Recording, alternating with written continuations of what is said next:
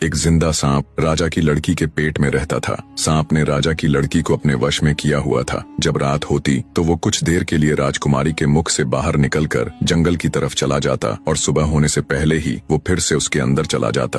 राजकुमारी इस बात से बिल्कुल अनजान थी कि उसके अंदर एक सांप ने डेरा डाला हुआ है। अनजाने में वो पूरी तरह से उस नाग के वश में थी। राजमहल में किसी को भी इस बात की भनक तक नहीं थी कि राजकुमारी के अंदर एक 7 फुट का सांप रहता है। सभी यही समझते कि पता नहीं राजकुमारी को क्या बीमारी लग गई जिसके कारण वो हमेशा अचेत रहती है। बड़े से बड़े वैद्य और हकीम भी इस बात का पता नहीं लगा पाए। लखन जब राजमहल के अंदर गया तो उसने देखा कि वहाँ पर बहुत सारे वैद्य और हकीम राजकुमारी को ठीक करने के लिए लगे हुए हैं। एक कोने में खड़े होकर चुपचाप लखन ये सारा माजरा देखने लगा। जब शाम का समय हुआ तो सभी हकीम और वैद्य धीरे धीरे करके वहाँ से चले गए। तब लखन राजा के मंत्री के पास गया और बोला, मंत्री महोदय, सभी अपना प्रयास कर चुके हैं, अब एक मौका मुझे भी दिया जाए। लखन की बात सुन मंत्री उसे अपने साथ ले राजा के पास जाता है और लखन का प्रस्ताव राजा के सामने रखता है। बेचारा हर तरफ से निराश हो चुका राजा एक बार अनमने ढंग से लखन की तरफ देखता है, फिर दुखी मन से कहता है, बताओ तुम मेरी बेटी का इलाज किस प्रकार करोगे। लखन राजा को प्रणाम कर बोला, महाराज, मुझे एक रात अपनी बेटी के साथ ठहरने की इजाजत दीजिए, तभी मैं किसी नतीजे पर पहुंच सकूंगा। एक बात और महाराज, मैं बिल्कुल एकांत में राजकुमारी के साथ रहना चाहता हूँ, तभी मैं अच्छे से ध्यान लगाकर राजकुमारी जी की बीमारी का पता लगा पाऊंगा।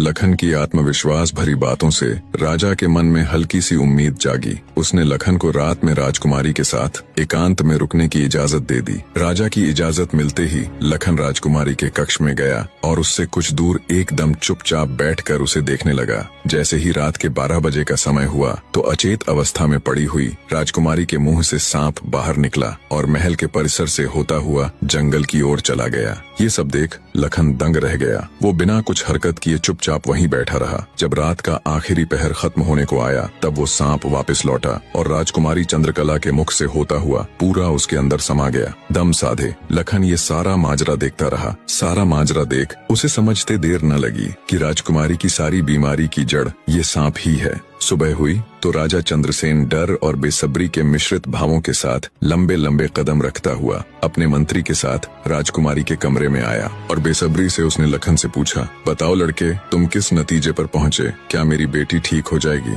लखन बोला, महाराज, मुझे राजकुमारी की बीमारी का पता चल गया है और ईश्वर ने चाहा तो वो जरूर ठीक हो जाएगी। आप मुझे एक रात का समय और दीजिए और मेरे लिए एक तलवार, एक मिट्टी से भरी हुई बड़ी सी बाल्टी का इंतजाम कर दीजिए। लखन की बात सुन राजा को बहुत सुकून मिला। उसने मंत्री को लखन के द्वारा मांगा गया सारा सामान उसे देने का निर्देश दिया। अब सभी को इंतजार था तो बस रात का।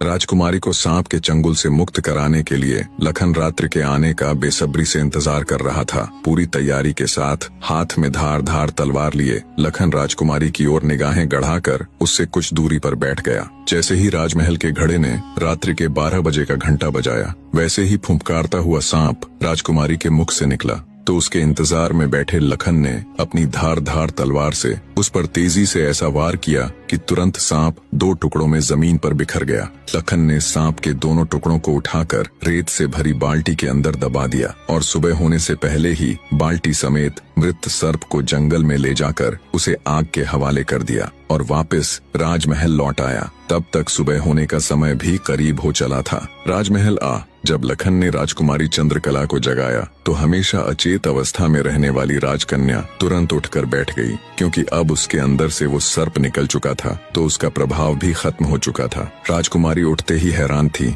उसे ऐसा लग रहा था जैसे पता नहीं वो कितने सालों से नींद में थी। जब लखन ने राजकुमारी से उसके स्वास्थ्य के बारे में पूछा तो अचंभित राजकुमारी ने अपने आप को बिल्कुल ठीक बताया। तब तक सुबह भी हो चुकी थी। उधर राजा भी पूरी रात सोया नहीं था। उसे बस इंतजार था तो सुबह का। जैसे ही सुबह हुई राजा बेसब्री से भागा भागा राजकुमारी के कक्ष में आया। जब उसने बिल्कुल सही सलामत अपनी बेटी को बैठे और बात करते पाया तो उसकी खुशी का ठिकाना न रहा। आंखों में अश्रु लिए राजा ने तुरंत अपनी लाडली बेटी को गले लगा लिया। भरे हृदय से राजा ने हाथ जोड़कर लखन का शुक्रिया अदा किया और अपनी शर्त के अनुसार राजकुमारी चंद्रकला का विवाह लखन के साथ कर दिया। जब राजा ने लखन को अपना आधा राज्यपाट देना चाहा तो लखन ने राज्य लेने से साफ मना कर दिया। ऐसा स्वाभिमानी दामाद पाकर राजा चंद्रसेन खुशी से फूला नहीं समाया। उसने खुशी खुशी बहुत सारा धन देकर अपनी बेटी चंद्रकला को लखन के साथ विदा कर दिया। जब राजकुमारी चंद्रकला को ले लखन अपने राज्य उज्जैन नगरी पहुंचा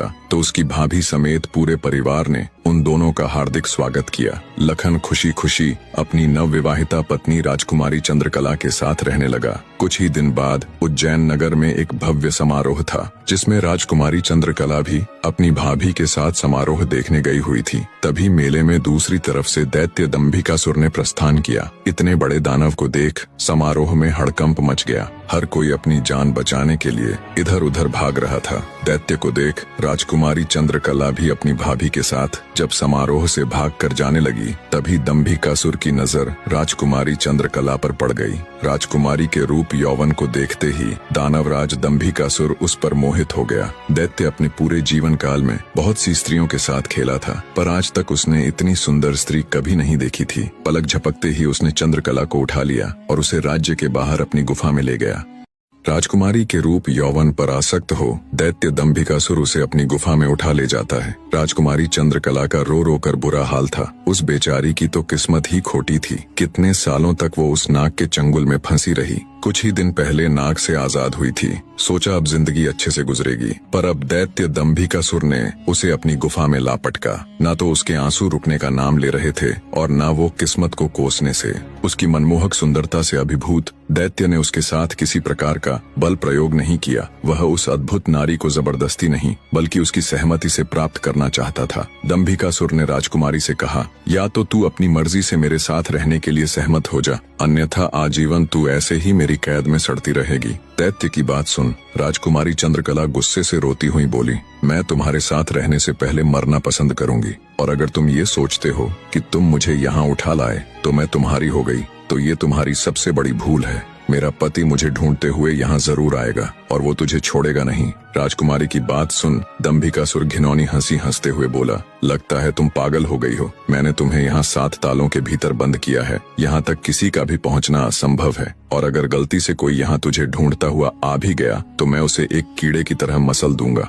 ये तो तेरी सूरत मुझे भा गई, वरना अब तक तू भी कब की ऊपर जा चुकी होती। तेरी भलाई इसी में है कि तू स्वेच्छा से मेरी बात मान जा, वरना अंजाम बहुत बुरा होगा। इतनी बात कह दंभिकासुर वहाँ से चला गया। उधर जब मेले से दंभिकासुर राजकुमारी को उठाकर ले गया था तो लखन की भाभी बेचारी बेबस और लाचार सी बस उसे देखती रह गई। बहते अश्रुओं के साथ वो घर जाती है और सारा किस्सा लखन को कह सुनाती है। भाभी की बात सुन लखन के पैरों नीचे से जमीन सरक जाती है। वो तुरंत भारी कदमों से अपनी पत्नी चंद्रकला को खोजने निकल पड़ता है। कई दिनों तक जंगलों और शहरों की खाक छानता भूखा प्यासा लखन अपनी पत्नी को ढूंढता ढूंढता भटक रहा था। तभी उसे एक कुटिया दिखाई देती है। थका हारा लखन जब कुटिया के अंदर जाता है तो उसे अंदर एक साधु बाबा दिखाई देते हैं।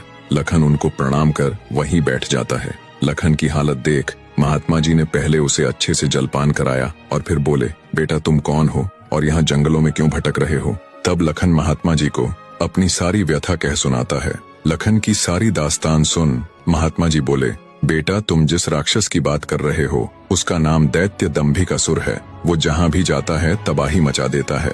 आज तक उसे कोई भी परास्त नहीं कर पाया। जिसने भी उससे मुकाबला करने की कोशिश की वो पत्थर का बन गया। इसलिए मेरी सलाह मानो और वापस अपने घर लौट जाओ, इसी में तुम्हारी भलाई है। उसके पीछे जाकर क्यों अपने प्राण गंवाते हो। साधु की बात सुन क्षण भर के लिए लखन सन्न रह जाता है। थोड़ी देर बाद धड़कते दिल के साथ उठकर वो महात्मा जी के चरण पकड़ लेता है। उसकी आंखों में डर और साहस के मिश्रित भाव थे। बने रहे। अपनी पत्नी को याद कर लखन ने आंखों में आंसू भरकर कहा, नहीं महाराज, मैं ऐसा कदापि नहीं कर सकता। मेरी पत्नी उस दैत्य के चंगुल में है और उसे छुड़ाने के लिए मैं कुछ भी कर सकता हूँ। हे साधु बाबा, अब आप ही मेरी आखिरी उम्मीद हैं। घर तो मैं नहीं जाऊंगा, चाहे मेरे प्राण ही क्यों न चले जाएं। लखन की बात सुन साधु महाराज ने गहरी सांस ली और कुछ पल सोचने के बाद कहा, देख लो बेटा, मैं एक बार फिर कह रहा हूँ, उस दैत्य के सामने तुम्हारे बचने की संभावना बहुत कम है। लखन बोला, महाराज मुझे मेरे प्राणों की जरा सी भी फिक्र नहीं है। आप तो बस मुझे उस तक पहुँचने का मार्ग बताए कृपया। लखन के दृढ़ निश्चय को देख महात्मा जी ने फैसला किया कि वे उसकी मदद करेंगे। गहरी सांस लेते हुए वे बोले, तो सुनो बेटा, दैत्य दंभिकासुर कोई साधारण राक्षस नहीं है। उसने सालों तपस्या करके देवताओं को प्रसन्न कर उनसे वरदान प्राप्त किया है कि जो कोई भी प्राणी उस पर हमला करेगा तो वह तुरंत पत्थर का बन जाएगा। उसे पराजित करने का सिर्फ एक ही उपाय है, वो है उसकी 7 गुत्थियों को हल करना, यानी उसके 7 प्रश्नों के सही जवाब देना। अगर तुम्हारे एक भी जवाब से वो संतुष्ट नहीं हुआ, अर्थात तुमने गलत जवाब दिया, तो भी तुम तुरंत पत्थर के बन जाओगे। उसके हर एक सवाल के हर सही जवाब के साथ उसकी शक्ति कम होती चली जाएगी और उसके सभी 7 प्रश्नों का ठीक ठीक जवाब देने पर अंततः वो शक्तिहीन हो जाएगा। फिर तुम उसके ऊपर आक्रमण कर उसे पराजित कर सकते हो। पर बेटा,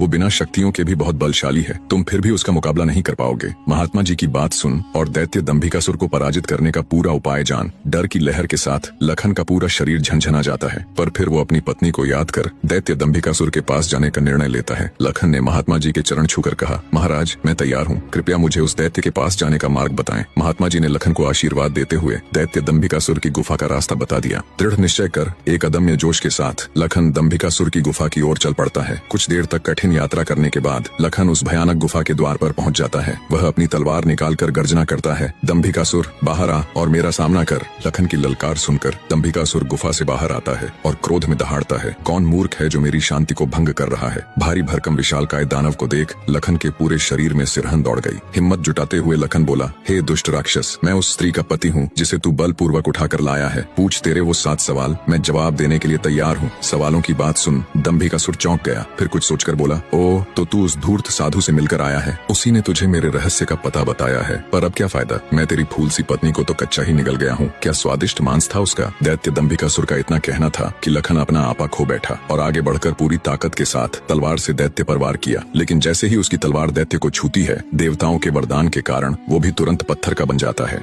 बने रहे।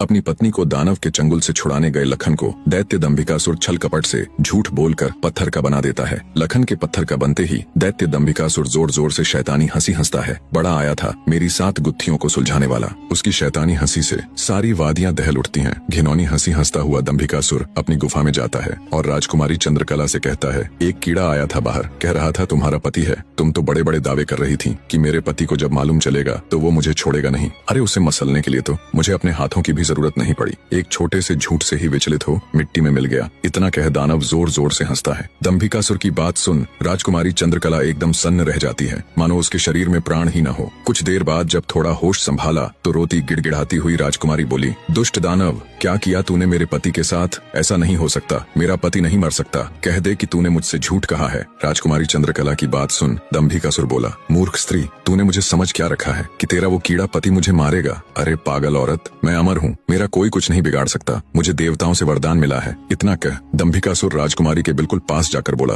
अब तो तेरा पति भी नहीं रहा, अब तो मेरी बात मान ले। दानव की बात का कोई प्रतिवचन दिए बिना बेचारी राजकुमारी बेजान सी धरती पर गिर पड़ती है। उसकी आंखों से लगातार अश्रु बह रहे थे। उधर जब अपनी पत्नी को खोजने गया लखन कई दिनों तक घर नहीं लौटा तो उसके परिवार वाले अत्यंत चिंतित थे। लखन की माँ और उसकी भाभी का तो रो रो कर बुरा हाल था। लखन का बड़ा भाई महेंद्र भी गहरी चिंता में था। अंततः कुछ भी न सूझने पर महेंद्र अपने अनुज भाई लखन को खुद ढूंढने का निश्चय कर अपनी माता व पत्नी से आज्ञा ले घर से चल पड़ता है। बड़ा भाई महेंद्र लखन की खोज में जंगल में भटकते हुए उसी साधु की कुटिया पर जा पहुंचा। उसने महात्मा जी को प्रणाम किया और थोड़ी देर सुस्ताने के लिए वहीं साधु की कुटिया के बाहर बैठ गया। महेंद्र को देख महात्मा जी ने उससे पूछा, हे वत्स, तुम इस निर्जन जंगल में क्यों भटक रहे हो। तो महेंद्र ने शुरू से अंत तक सारा वृत्तांत महात्मा जी को सुनाया। सारा वृत्तांत सुन महात्मा जी के चेहरे पर चिंता की लकीरें उभर आईं। उन्हें इस प्रकार विचार मग्न देख महेंद्र ने पूछा, हे महाराज, मेरी बात सुनकर आप किन विचारों में खो गए और आपके चेहरे पर ये चिंता की लकीरें मैं साफ देख सकता हूँ। इसका क्या कारण है गुरुजी। महात्मा जी ने गंभीर स्वर में कहा, हे वत्स, मैं तेरे भाई लखन को जानता हूँ। वह भी मेरे पास आया था और उसने मुझे सारा वृत्तांत सुनाया था कि कैसे वह राक्षस उसकी पत्नी को उठा ले गया।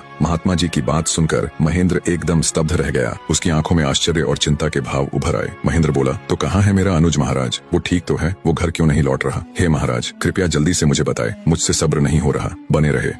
जब महेंद्र अपने छोटे भाई लखन के बारे में साधु महाराज से पूछता है तो साधु जी लखन के उनके पास आने से लेकर दैत्य दंभिकासुर के पास जाने तक का सारा वृतांत कह सुनाते हैं। सारी बात सुन महेंद्र महात्मा जी के चरण पकड़ लेता है और कहता है, हे साधु महाराज, आप तो सर्वज्ञानी हैं। जब आपको दैत्य दंभिकासुर के रहस्य के बारे में पता था तो अवश्य आप ये भी जानते होंगे कि लखन का यहाँ से जाने के बाद क्या हुआ। हे महाराज, कृपया मुझे बताए कि आगे क्या हुआ। तब साधु बाबा गंभीर स्वर में बोले, हे वत्स, आगे वही हुआ जिसका मुझे पहले से ही भय था। मैंने लखन को जाने से पहले बार बार समझाया था और उसे अच्छी तरह से उस दुष्ट दानव की शक्तियों से अवगत भी करवाया था, पर उसने मेरी बात नहीं मानी और अपनी पत्नी को बचाने के लिए उस दैत्य से भिड़ गया। फलस्वरूप उस धूर्त दानव ने छल कपट से उसे भी पत्थर का बना दिया। इतना सुनते ही महेंद्र को कांटो तो खून नहीं, उसका चेहरा एकदम से पीला पड़ गया और हल्क सूख गया। कुछ दिन पहले ही तो उनके पिताजी उन्हें छोड़कर चले गए थे और अब उसे जान से भी प्यारा छोटा भाई लखन भी पत्थर का बन गया। उसकी हालत देख महात्मा जी उसे सांत्वना देते हुए बोले, बेटा अब क्या हो सकता है, होनी को कौन टाल सकता है। महेंद्र तो जैसे शून्य में था, मानो उसके शरीर शरीर में प्राण ही ना हो। कुछ देर तक वहाँ घोर सन्नाटा छाया रहा। कुछ होश ठिकाने आने पर आंखों में अश्रु लिए महेंद्र बोला, हे महाराज, अब आप ही मेरी मदद कीजिए और मुझे रास्ता दिखाए जिससे मेरा अनुज फिर से अपने मानव रूप में लौट आए। महेंद्र की बात सुन महात्मा जी बोले, बेटा ऐसा तो कोई रास्ता नहीं है। जैसा कि मैंने बताया, उस दुष्ट दानव की 7 गुत्थियों का जवाब देना ही इस समस्या का एकमात्र हल है। कोई व्यक्ति जब उसके सभी सवालों के जवाब देकर उसे पराजित कर मौत के घाट उतार देगा, तब तुम्हारा भाई लखन ही नहीं बल्कि उस मक्कारी दैत्य द्वारा श्रापित किए गए सभी जीव अपने वास्तविक रूप में लौट आएंगे। महेंद्र बोला, महाराज आप तो सर्वशक्तिमान है, फिर आप ऐसा क्यों नहीं करते? महेंद्र की बात सुन महात्मा जी बोले, बेटा बेशक मैं उस पापी दानव के सभी सवालों का जवाब दे सकता हूँ, पर मेरी भी कुछ सीमाएं हैं जिन्हें मैं चाहकर भी नहीं लांघ सकता। इतना कह साधु महाराज चुप हो जाते हैं। तब महेंद्र बोला, ठीक है महाराज, तो फिर मैं खुद जाऊंगा अपने अनुज को बचाने और उस दुष्ट दैत्य के सवालों का जवाब देने। महेंद्र की बात सुन महात्मा बोले, बेटा तुम भी उसका कुछ नहीं कर पाओगे, फलत अपने भाई की तरह उसके जाल में फंसकर पत्थर के बन जाओगे। फिर भी अगर तुम जाने का निश्चय कर ही चुके हो तो एक बात का ध्यान रखना, वो दुष्ट तुम्हें भटकाने की कोशिश करेगा। उसकी बातों पर कोई भी प्रतिक्रिया दिए बिना सीधे उससे बस उसके सवाल पूछना। साधु महाराज के निर्देश सुन। महेंद्र जी महाराज कह साधु से विदाई लेकर दैत्य दंभिकासुर की गुफा की ओर चल देता है। कठिन यात्रा करने के पश्चात महेंद्र उस भयानक गुफा के द्वार पर पहुंच जाता है और दैत्य दंभिकासुर को पुकारता है, हे दुष्ट दानव, बाहर आ, मैं आज तेरे सभी सवालों के जवाब दे तेरा काम तमाम कर दूंगा। महेंद्र की बातें जब दंभिकासुर सुनता है तो गुस्से में लाल पीला होकर भागता हुआ गुफा से बाहर आता है। गुस्से से लाल पीला हो दंभिकासुर गुफा से बाहर आकर दहाड़ने लगा। अब कौन मूर्ख मेरे हाथों से मरने आया है? उसकी दहाड़ इतनी शक्तिशाली थी कि पूरा जंगल थर्रा उठा। महेंद्र ने भी जब दैत्य के विकराल रूप को देखा तो क्षण भर के लिए तो वो भी ठिठका, पर फिर गुस्से से गर्जना करते हुए बोला, तो तू है वो दुष्ट राक्षस जिसने मेरे भ्राता की धर्मपत्नी का हरण किया और मेरे अनुज को पत्थर का बना दिया। दुष्ट दानव, आज तेरा अंत निश्चित है। पूछ फरेबी राक्षस, कौन से हैं तेरे वो 7 सवाल, मैं भी तो जानूं। दंभिकासुर घिनौनी हंसी हंसते हुए बोला, ओह, तो तू उस निकम्मे कीड़े का भाई है जो मेरे शाप की भेंट चढ़ गया। लगता है तेरा भी जीने से मन भर गया, जो तू सब जानते हुए भी यहाँ आया। महेंद्र क्रोध से दांत पीसते हुए बोला, घिनौने राक्षस, बातों में वक्त जाया मत कर। मैं तेरी बातों में आने वाला नहीं हूँ। जल्दी से पूछ तेरे वो सवाल, नहीं तो मैं तुझे इसी क्षण यमलोक पहुँचा दूंगा। ये सुन दंभिकासुर घिनौनी हंसी हंसकर नृत्य करते हुए बोला, सुन मूर्ख, मैंने तेरे भाई की पत्नी के साथ खूब विहार किया और जब मेरी इच्छा पूर्ण हुई तो उसके मांसल शरीर को कच्चा ही भक्षण कर लिया। क्या स्वादिष्ट मांस था उसका। अब तेरी बारी है, पर तुझे तो मैं पत्थर भी नहीं बनाऊंगा, सीधे तेरे टुकड़े टुकड़े कर डालूंगा। दैत्य दंभिकासुर के बोले गए ये बोल महेंद्र की छाती में किसी भाले की तरह लगे।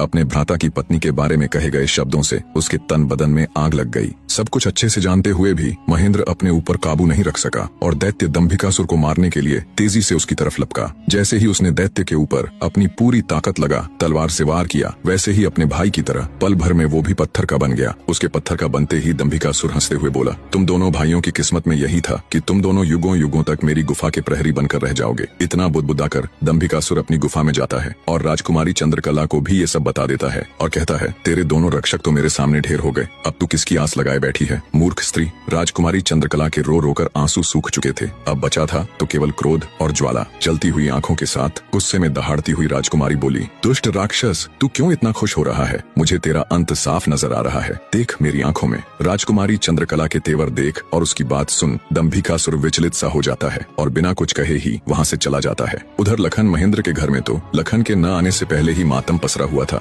ऊपर से अब महेंद्र भी वापस नहीं लौटा तो उसकी पत्नी और माँ का बुरा हाल था। अंततः महेंद्र की पत्नी अपनी सासू माँ से कहती है, माँ जी, आखिर कब तक हम ऐसे ही रोते बिलखते उनका इंतजार करते रहेंगे? बहू की बात सुन बुढ़िया माँ बोल पड़ी, तो और बेटी हम कर भी क्या सकते हैं इसके सिवाय? महेंद्र की पत्नी बोली, हम अपने राजा के पास जाकर उनको ये सब बताएंगे, वो अवश्य हमारी मदद करेंगे। बहू की बात बूढ़ी माँ को उचित लगी। दोनों तुरंत राजा विक्रमादित्य के पास चल पड़ती हैं।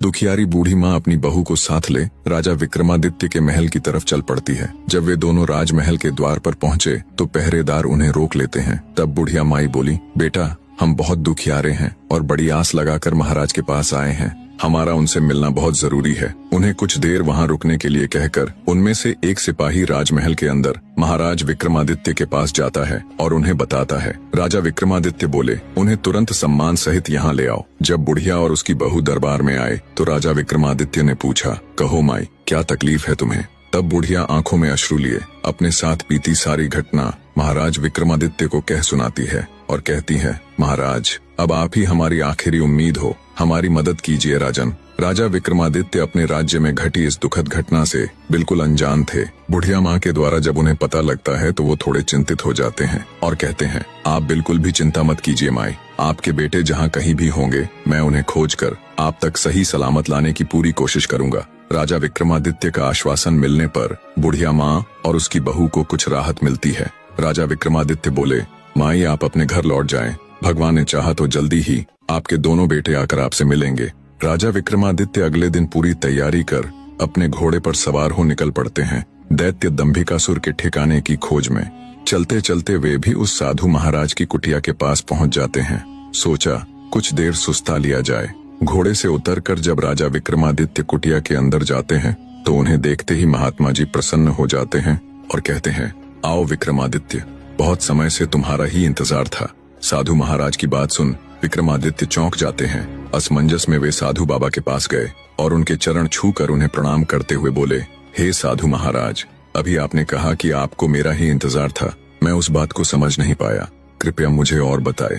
तब महात्मा जी ने राजा विक्रमादित्य को शुरू से लेकर अब तक का सारा वृतांत कह सुनाया और बोले, बेटा विक्रमादित्य, मैं एक लंबे अरसे से तुम्हारी ही प्रतीक्षा कर रहा था, क्योंकि तुम ही हो जो उस दुष्ट के सभी प्रश्नों के उत्तर देने के साथ साथ उसे मल्ल युद्ध में भी हराने की क्षमता रखते हो। बेटा, उस दुष्ट दानव के कारण पता नहीं कितने ही घरों को ताला लग गया। हे वीर श्रेष्ठ, तुम्हारी बुद्धि उसके कपटी प्रश्नों का उत्तर देगी और तुम्हारी वीरता उसके अहंकार को चूर चूर करेगी। तुम्हारे ही हाथों से उसका अंत लिखा है। हे वीर सम्राट, अब तुम बिना देरी किए उस दुष्ट के पास जाओ और अंत कर दो उस नीच दानव का। महात्मा जी के वचन सुनकर राजा विक्रमादित्य के नेत्रों में क्रोधाग्नि प्रज्वलित हो उठी। महात्मा जी से आशीर्वाद ले उनके बताए मार्ग से वे उस धूर्त दानव की गुफा की ओर तेजी से चल दिए। हवा से बातें करते हुए अपने घोड़े की बदौलत राजा विक्रमादित्य कुछ ही देर में दैत्य दंभिकासुर की गुफा के सामने जा पहुंचे। एक बुढ़िया माँ की आस, एक सिद्ध महात्मा का दिव्य आशीष और अनगिनत लोगों की दुआएं ले राजा विक्रमादित्य दैत्य दंभिकासुर की गुफा के बाहर पहुंच जाते हैं। अपने घोड़े से उतरकर जब राजा विक्रमादित्य दानव की गुफा के द्वार के पास गया तो वहां उसने लखन और महेंद्र की पत्थर की प्रतिमा देखी। गुफा के प्रवेश द्वार पर खड़ी उन दो पत्थर की मूर्तियों को देखकर राजा का हृदय विषाद से नहीं बल्कि प्रतिशोध की ज्वाला से धधक उठा। राजा विक्रमादित्य ने गुफा के मुख पर खड़े होकर ऐसी भीषण गर्जना की कि पहाड़ की चट्टानें तक कांप उठी। उठ कपटी राक्षस, तेरे अत्याचारों का हिसाब चुकता करने विक्रमादित्य आया है। जब राजा विक्रमादित्य की गर्जना भरी ललकार दैत्य दंभिकासुर के कानों में पड़ी तो वो सक पकाकर आंखों में क्रोधाग्नि लिए दहाड़ता हुआ गुफा से बाहर आता है और कहता है, आज कौन मूर्ख मेरे हाथों से मरने आया है? आज कौन सा कीड़ा, कौन धरती का बोझ है जो दंभिकासुर को ललकार रहा है? दैत्य दंभिकासुर को देख क्रोधित राजा विक्रमादित्य बोला, ओह, तो तू है वो मक्कारी दानव जो देवताओं के वरदान की आड़ में छिपकर लोगों को पत्थर का बनाने के लिए छल कपट से अपने ऊपर आक्रमण करने के लिए उन्हें उकसाता है। दुष्ट राक्षस, क्या मिला तुझे ऐसा करके? पर अब और नहीं, तेरे पाप का घड़ा भर चुका है, तेरा अंत अब ज्यादा दूर नहीं। राजा विक्रमादित्य की आत्मविश्वास भरी बातें सुन दंभिकासुर थोड़ा सक पकाया। राजा विक्रमादित्य बोले, पूछ पापी राक्षस, कौन से हैं तेरे वो 7 सवाल? मैं जवाब देने के लिए तैयार हूँ। राजा विक्रमादित्य की बात सुन दैत्य दंभिकासुर बोला, ओ तो अब तू मेरे सवालों का जवाब देगा कीड़े। अगर तुझ में हिम्मत है तो मुझसे मुकाबला कर। तेरे जैसे कीड़े को तो मैं चुटकियों में मसल कर रख दूंगा। बड़ा आया मेरे सवालों का जवाब देने। दैत्य दंभिकासुर ऐसी ऐसी बातें करके राजा विक्रमादित्य को भी उकसाना चाहता था ताकि वे भी अपना आपा खोकर उस पर हमला करे और पत्थर के बन जाए। पर राजा विक्रमादित्य तो राजा विक्रमादित्य थे। दैत्य की बात सुन राजा विक्रमादित्य बोले, सुन अहंकारी राक्षस, मैं तेरे उकसावे में आकर तुझ पर आक्रमण करने वालों में से नहीं हूँ। मेरा वक्त जाया मत कर और जल्दी से अपने वो सवाल पूछना शुरू कर। ये माया मुझे भी बहुत आती है। इतना कह राजा विक्रमादित्य अपने 4 वीरों को बुलाकर उन्हें बड़े आकार में आने के लिए कहते हैं। विक्रमादित्य के आदेश देते ही पलक झपकते ही उनके 4 वीर प्रकट हो गए और देखते ही देखते अपने विशाल आकार में आ गए। ये देख दैत्य दंभिकासुर ठिठक जाता है। जिंदगी में पहली बार उसे डर का एहसास हुआ। अगले ही पल राजा विक्रमादित्य चुटकी बजा अपने 4 वीरों को गायब कर देते हैं और दैत्य से कहते हैं, अगर मेरी ताकत और माया का छोटा सा नमूना देख लिया हो तो अब बिना वक्त बर्बाद किए अपने सवाल पूछने शुरू कर कपटी दानव। सब देख और सुन दानव विचार करता है कि अब तो कोई चारा नहीं, ये मेरे बहकावे में आने वाला नहीं है। वो अपनी गुत्थी सुनाना शुरू करता है। तो सुनो राजा, बने रहे। मदन और रतन 2 जिगरी दोस्त थे। एक बार व्यापार के सिलसिले में दोनों प्रदेश गए हुए थे। अच्छा खासा लाभ लेकर जब दोनों मित्र वापस घर लौट रहे थे तो रास्ते में उन्हें एक अति सुंदर स्त्री दिखाई दी, जिसको देखते ही दोनों उस पर मुग्ध हो गए। उससे पूछा, तुम कौन हो सुंदरी, और यहाँ जंगल ब्याबान में अकेली क्या कर रही हो? तब उस स्त्री ने बताया कि वह अपने घर से अपने पति के साथ अपनी ससुराल लौट रही थी। तब रास्ते में कुछ डाकुओं ने उन्हें लूटकर उसके पति की हत्या कर दी और सारा धन लेकर फरार हो गए। बस तभी से वो इस जंगल में भटक रही है। तब मदन बोला, हे देवी, तुम चिंता मत करो, हम तुम्हें सही सलामत तुम्हारे घर छोड़ देंगे। मदन की बात सुन स्त्री रुदन करती हुई बोली, नहीं, मैं अब ना तो अपने घर जाऊंगी और ना ही अपनी ससुराल, क्योंकि सब मुझे ही अभागन और उल्टा समझेंगे। इससे अच्छा तो मैं यही अपने प्राण त्याग दूंगी। स्त्री की बात सुन मदन और रतन उसे आपसी सहमति से अपने साथ लेकर चल पड़े। रास्ते में उन दोनों ने विचार किया कि अब इस स्त्री का क्या किया जाए, क्या फिर से इसका विवाह कर दे या फिर हम दोनों में से ही कोई एक इसके साथ विवाह कर ले। उन दोनों में से विवाह वाली बात दोनों मित्रों को ठीक लगी। जब उन्होंने उस स्त्री से इस बारे में पूछा तो वो स्त्री बोली, मुझे तो तुम दोनों ही अच्छे लगते हो।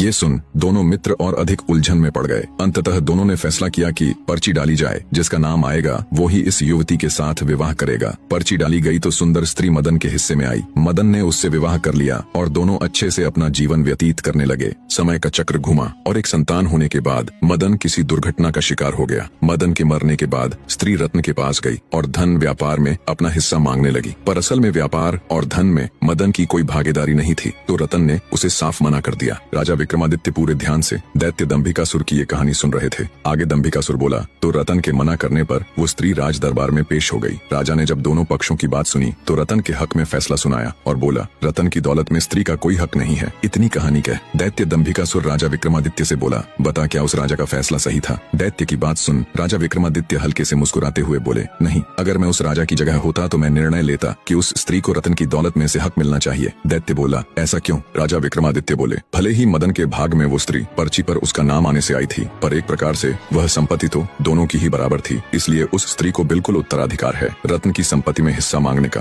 राजा विक्रमादित्य की बात सुन दैत्य पूरी तरह उनके जवाब से संतुष्ट होता हुआ बोला, तुमने बिल्कुल ठीक कहा, तुम्हारा फैसला वाकई में उचित होता। आगे दैत्य दंभिकासुर बोला, पर ज्यादा खुश होने की जरूरत नहीं, अभी मेरे 6 सवाल और बाकी हैं। राजा विक्रमादित्य बोले, पूछो दुष्ट राक्षस, मैं तुम्हारे सवालों का जवाब देने ही यहाँ आया हूँ। दैत्य दंभिकासुर थोड़ा हिचकिचाकर बोला, तो सुनो राजा,